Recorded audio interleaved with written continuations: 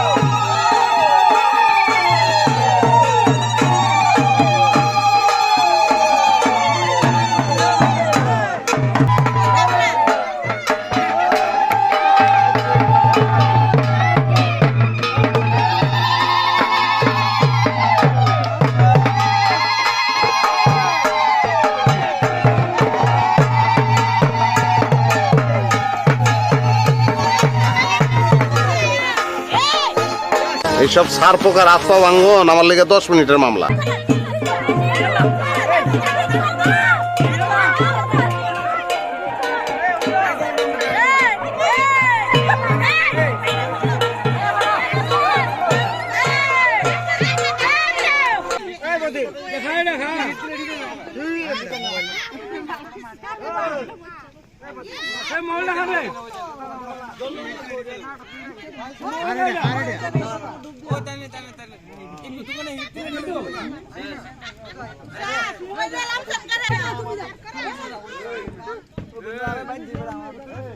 ঠান্ডা ধরে জায়গা